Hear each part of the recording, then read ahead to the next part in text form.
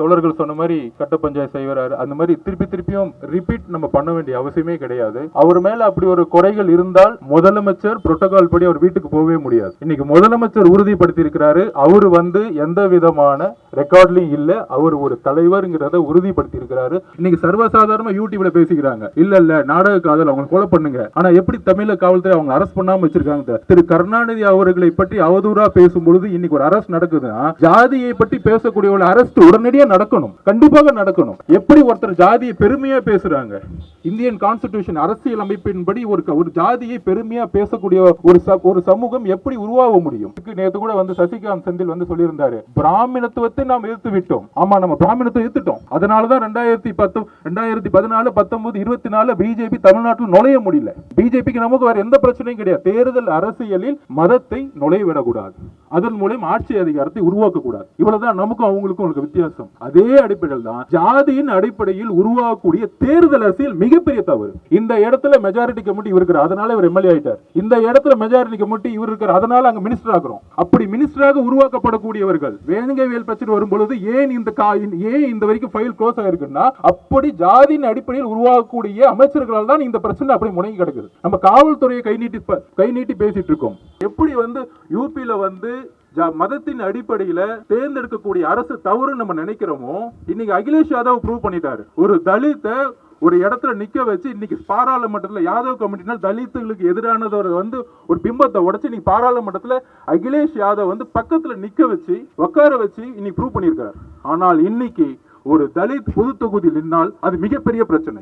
ஒருவேளை நீங்க சொல்ற மாதிரி அவர் கட்ட பஞ்சாயத்து பண்ணி சம்பாரிச்சிருந்தாருன்னா போட் கிளப்ல தான் வீடு வச்சிருப்பாரு.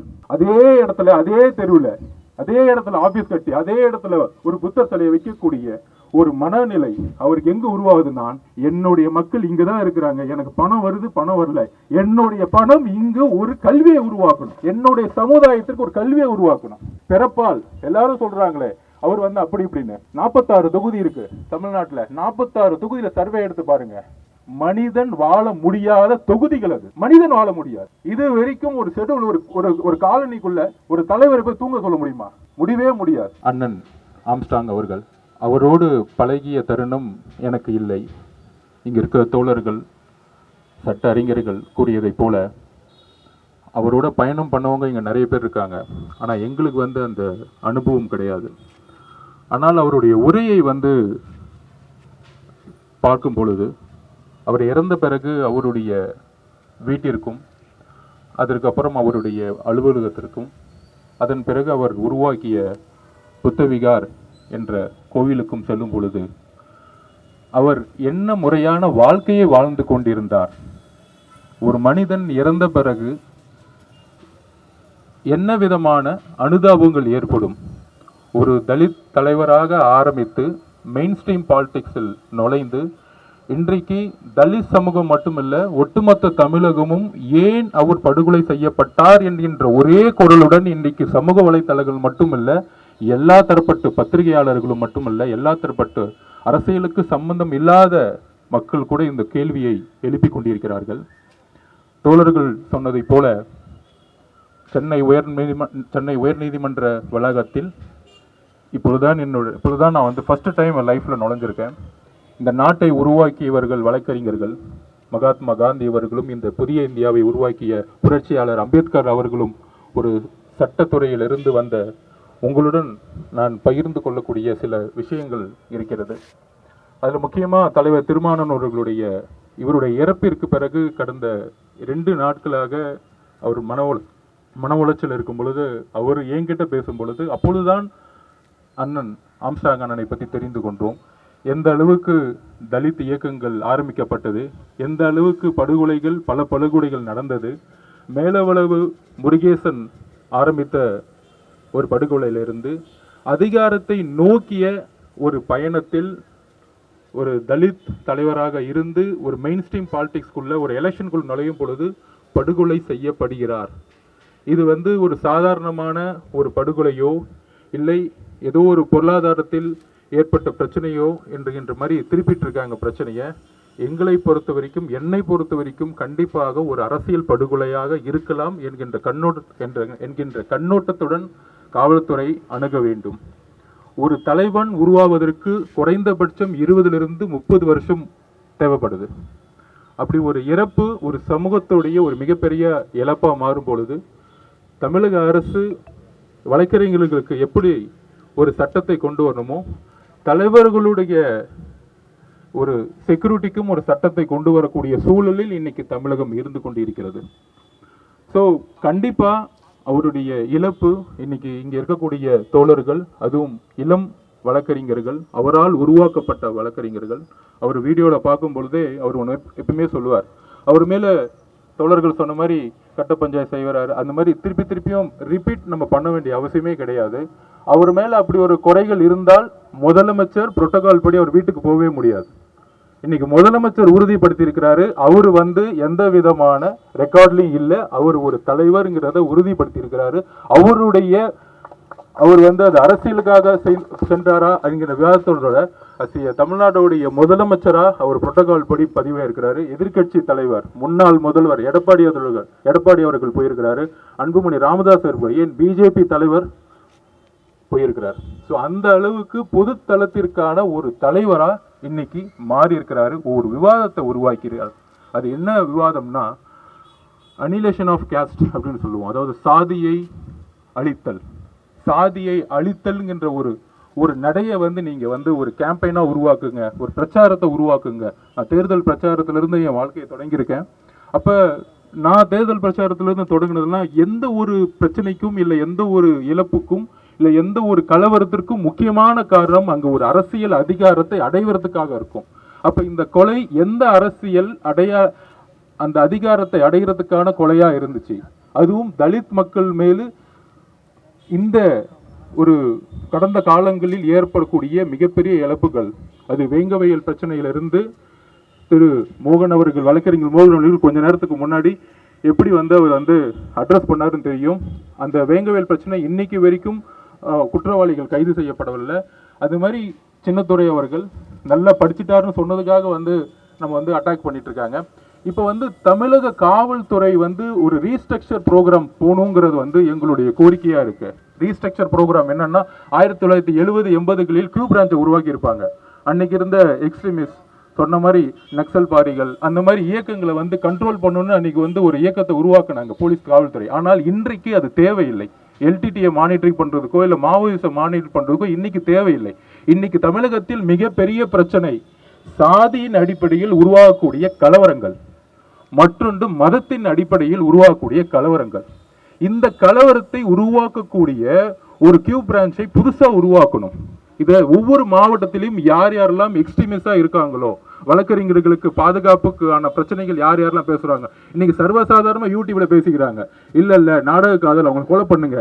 ஆனா எப்படி தமிழக காவல்துறை அவங்க அரெஸ்ட் பண்ணாம வச்சிருக்காங்க. திரு கருணாநிதி அவர்களை பற்றி அவதூறா பேசும் பொழுது இன்னைக்கு ஒரு அரெஸ்ட் நடக்குதுன்னா, ஜாதியை பற்றி பேசக்கூடியவர்கள் அரெஸ்ட் உடனடியாக நடக்கணும், கண்டிப்பாக நடக்கணும். எப்படி ஒருத்தர் ஜாதியை பெருமையா பேசுறாங்க, இந்தியன் கான்ஸ்டிடியூஷன் அரசியல் அமைப்பின்படி ஒரு ஜாதியை பெருமையா பேசக்கூடிய ஒரு சமூகம் எப்படி உருவாக முடியும்? அப்படி பேசக்கூடியவர்கள் மத பெரும்பான்மைவாதத்துக்கும் ஜாதியுடைய பெரும்பான்மைவாதத்துக்கான அரசியலை தூக்கி எறியணும். எங்களுடைய எப்பயுமே ஒரு கருத்து ஒண்ணுதான். அதாவது மதவாதத்தை தூக்கி எறிகிறதுக்கு நேற்று கூட சசிகாந்த் செந்தில் சொல்லியிருந்தாரு, பிராமணத்துவத்தை நாம் எதிர்த்து விட்டோம். ஆமா, நம்ம பிராமணத்தை எதிர்த்துட்டோம். அதனாலதான் 2014, 19, 24 பிஜேபி தமிழ்நாட்டில் நுழைய முடியல. பிஜேபிக்கு நமக்கு வேற எந்த பிரச்சனையும் கிடையாது. தேர்தல் அரசியலில் மதத்தை நுழைய விடக்கூடாது, அதன் மூலம் ஆட்சி அதிகாரத்தை உருவாக்கக்கூடாது. இவ்வளவுதான் நமக்கும் அவங்களுக்கும் வித்தியாசம். அதே அடிப்படையில் தான் ஜாதியின் அடிப்படையில் உருவாக்கக்கூடிய தேர்தல் அரசியல் மிகப்பெரிய தவறு. இந்த இடத்துல மெஜாரிட்டி கமிட்டி இவர் இருக்கிறார், அதனால இவர் எம்எல்ஏ ஆயிட்டார். இந்த இடத்துல மெஜாரிட்டி கமிட்டி இவர் இருக்கிறார், அதனால அங்க மினிஸ்டர் ஆகிறோம். அப்படி மினிஸ்டராக உருவாக்கப்படக்கூடியவர்கள் வேங்கவேல் பிரச்சனை வரும் பொழுது ஏன் இந்த வரைக்கும் ஃபைல் க்ளோஸ் ஆயிருக்குன்னா, அப்படி ஜாதியின் அடிப்படையில் உருவாக்கக்கூடிய அமைச்சர்களால் தான் இந்த பிரச்சனை அப்படி முடங்கி கிடக்குது. நம்ம காவல்துறையை கை நீட்டி பேசிட்டு இருக்கோம். அரசியல் அதிகாரத்தில் இருக்கக்கூடிய அதிகார சக்தி எந்த விதமான ஆக்ஷன்ஸை கொடுத்துட்டு இருக்காங்க, எந்த விதமான கமாண்ட் கொடுக்குறாங்க, அதுதான் முக்கியம். அந்த ஒரு தேடல் தான், அந்த ஒரு பிரச்சாரத்தை தான் உருவாக்கணும். ஜாதியின் அடிப்படையில் உருவாக்கக்கூடிய தேர்தல் வெற்றிகள் தான் மிகப்பெரிய பிரச்சனைகள். இங்க ஒரு பிராமின் முதலமைச்சர் இல்ல, ஒரு பிராமின் இன்னைக்கு மினிஸ்டர் இல்ல, ஆனா சட்டத்தை அமல்படுத்தக்கூடிய கூடியவர்கள் இன்றைக்கு ஜாதியோடைய கண்ணோட்டத்தில் ரொம்ப ஸ்ட்ராங்கா இருக்கிறாங்க. அதுதான் இன்னைக்கு வந்து நான் தலைவரிடம் பேசிக் கொண்டிருக்கேன். ஜாதியின் அடிப்படையில் உருவாக்கக்கூடிய தேர்தல் வெற்றியை தூக்கி எறியணும்.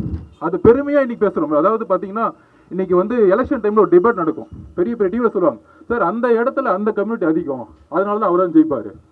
இது எவ்வளவு பெரிய உளவியல். இந்த உளவியலை ஏன் பத்திரிகை இன்னும் கொஸ்டின் கேட்கல?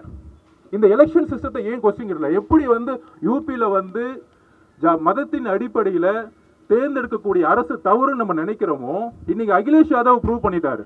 ஒரு தலித்த ஒரு இடத்துல நிக்க வச்சு இன்னைக்கு பாராளுமன்றத்தில் யாதவ் கமிட்டினால் தலித்துகளுக்கு எதிரானதோட வந்து ஒரு பிம்பத்தை உடைச்சு இன்னைக்கு பாராளுமன்றத்தில் அகிலேஷ் யாதவ் வந்து பக்கத்துல நிக்க வச்சு உட்கார வச்சு இன்னைக்கு ப்ரூவ் பண்ணியிருக்காரு. ஆனால் இன்னைக்கு ஒரு தலித் பொது தொகுதியில் நின்னால் அது மிகப்பெரிய பிரச்சனை. அப்ப இங்க ஆம்ஸ்ட்ராங்கினுடைய கனவு என்ன? Main stream politics.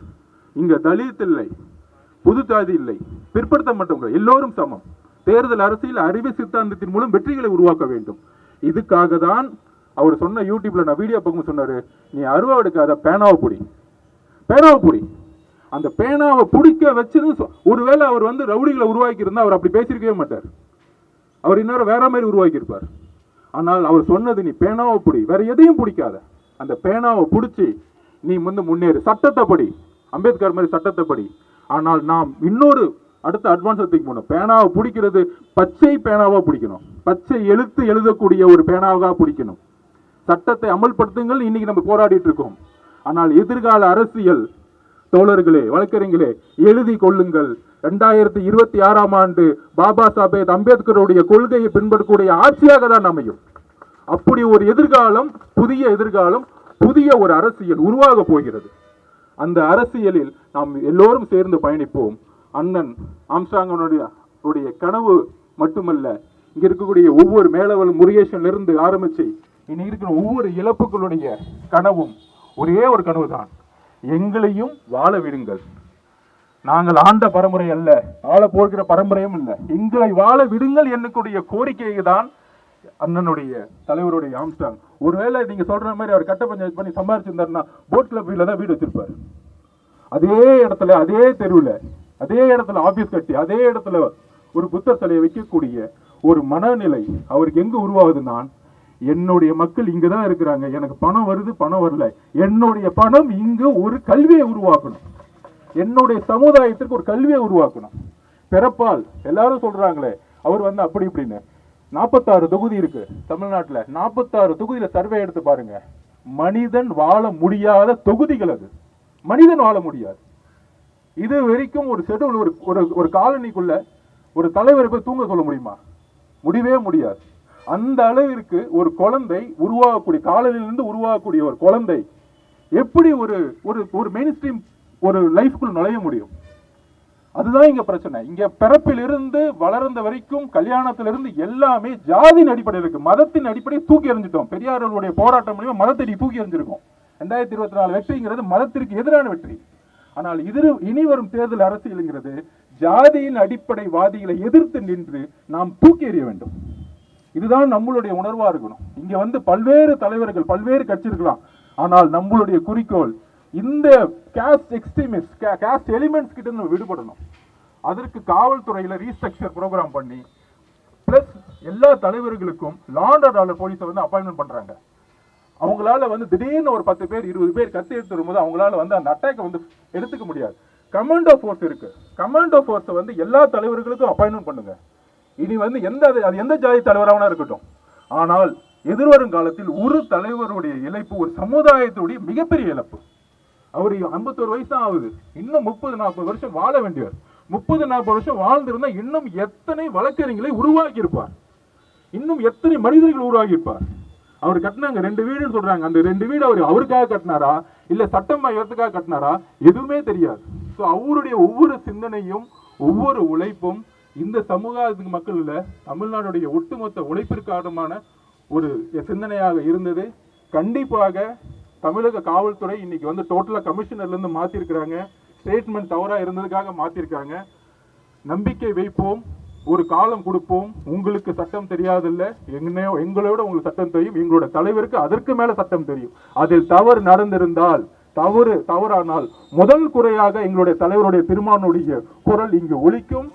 கூடிய சீக்கிரம் நம்ம எல்லோரும் சேர்ந்து ஒரு மிகப்பெரிய ஒரு பிரச்சாரத்தை உருவாக்கும். நன்றி, வணக்கம்.